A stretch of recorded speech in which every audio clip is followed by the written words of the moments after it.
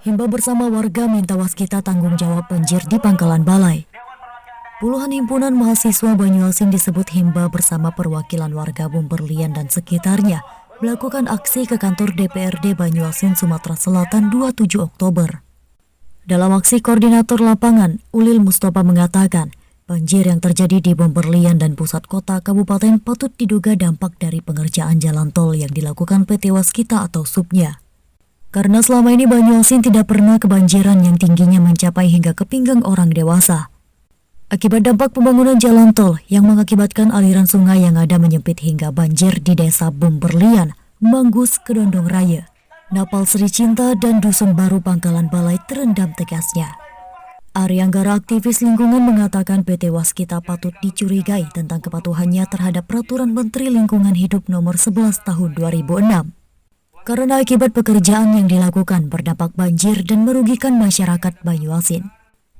Ketua DPRD Banyuasin Irian Setiawan SHMSI menyambut baik atas aspirasi yang disampaikan mahasiswa dan warga yang menjadi korban banjir Pangkalan Balai 2 bulan lalu. Ketua berharap pihak PT Waskita agar menerima apa yang menjadi harapan warga yang terkena dampak banjir, sehingga pembangunan jalan tol tidak terhambat karena tol merupakan pembangunan nasional dan program pemerintah pusat yang perlu kita dukung. Namun tidak mengabaikan dari dampak lingkungan yang mengakibatkan kerugian warga sekitar pembangunan jalan tol tersebut. Sekali lagi kami pastikan, kami akan demo sekali lagi. Selama ini tidak kate kami demo. Pak Yogi, ada tidak kami di demo selama ini? Tidak kate. Oleh rekan para aktivis, para mahasiswa, dan seluruh elemen masyarakat yang ada di Kabupaten Banyuasin, termasuk penggiat lingkungan, mendatangi kami untuk menyampaikan aspirasinya masalah pembangunan.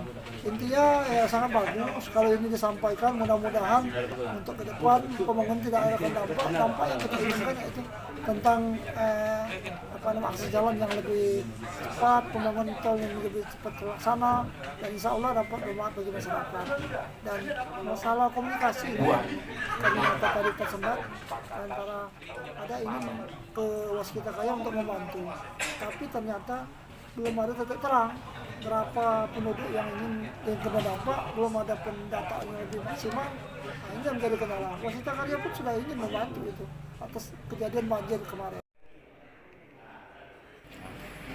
Tentunya kita memahami betul peraturan Kementerian Lingkungan Hidup nomor 11 tahun 2016, kalau tidak salah 2006 ya, 2006, bahwa terkait AMDAL, analisis dampak lingkungan, kita sudah tahu fakta di lapangan bahwa di beberapa titik di Kabupaten Banyuasin itu terjadi banjir.